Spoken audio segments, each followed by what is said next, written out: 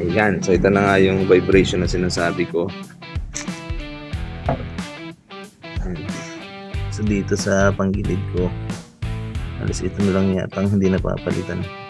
Medyo malambot na palitin na rin yun. Akala ko nung una ito yung cause ng vibration pag mabilis ka. Hindi pala. Ayan, okay naman siya. Ito naman siyang alog. Yun pala ito. Ito yung sinasabi dito, tinutukoy ko. Ilawan natin. Yan. Yung bushing na yun, lumuluwag yun. Kaya pagka mabilis na siya, umaalog na siya kaya nagbabibrate. So, ito, nakatapat to dito. Yung tinutukoy ko. Kapasok yan dito. Ngayon, dapat yun medyo mahigpit para hindi to gumalaw pag mabilis ka na. Yan, so palitan natin to. Isang way para patanggal ito is pinapainit. Kung meron kayong blowtorch, okay yun. Blowtorch, tas itaktak nyo lang na ganun sa kahoy. Kung wala naman, pwede sa kalan. Basta mainitan tong part na to. Lumuluwag kasi ito na i-expand. Kaya malalaglag yung bearing. Okay, so pero bago yun, meron yung circlip. Tatanggalin muna natin.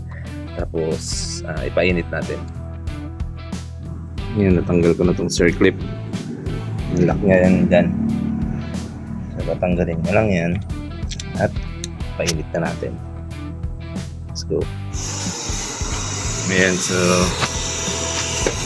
pinapainitan natin siya ngayon. Yung tapat ng bearing. Naapoyan lang yan para mag-thermal expansion. Tapos pag tansyado nyo ng mainit, itataktak lang natin sa kahoy para matanggal siya. Okay.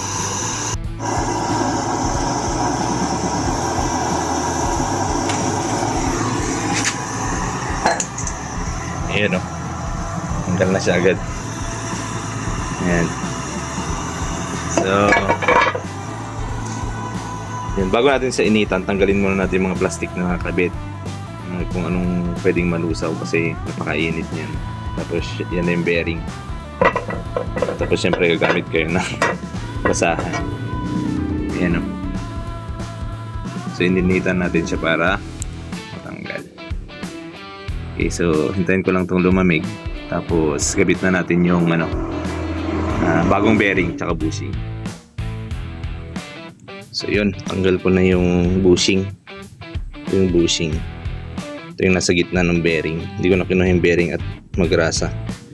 Tingnan kung gaano na siya ka worn out. Ayan. So dito yung nakatapat. Ayan, laki na lang. Eh kapag mabilis na siya, nag-wobble na yung ito, yung shaft niya. Kaya nagbabibrate. So ito naman yung bago. So laki ng diferensya, diba? Malaki na yung napudpud niya. Ayan, wala siyang alog. Kaya pagka pinasok natin yan, talagang hawak-hawak niya. Hindi yan nagbabibrate kahit mabilis. Okay? Pero bago yan. So ito yung bearing nandun sa isang video natin. Wait lang, wala kasi akong tagahawak ng camera. So okay.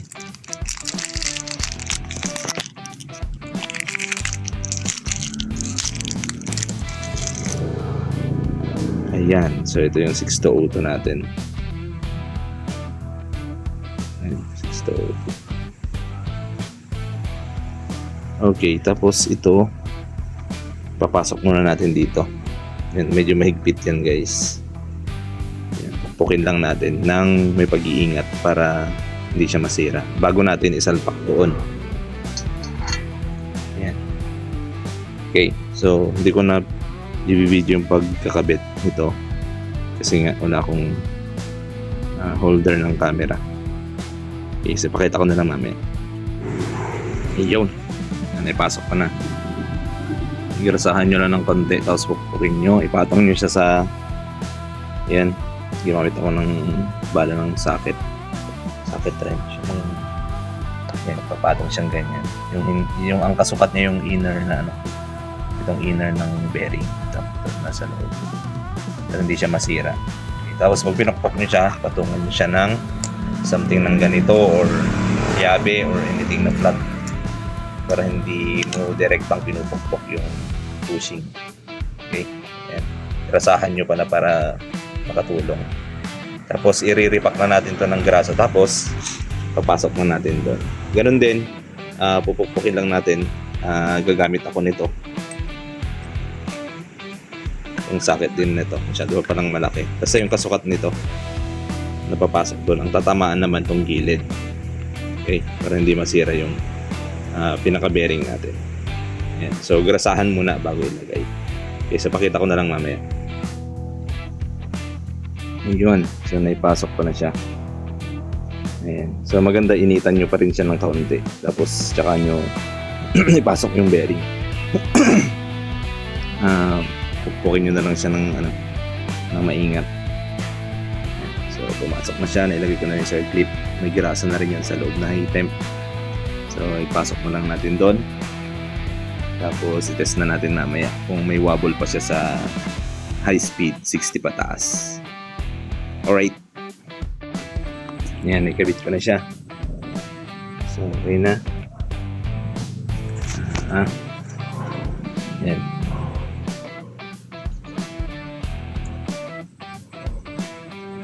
Okay. So, pagbabalik ko na lang itong mga to tapos testingin na natin.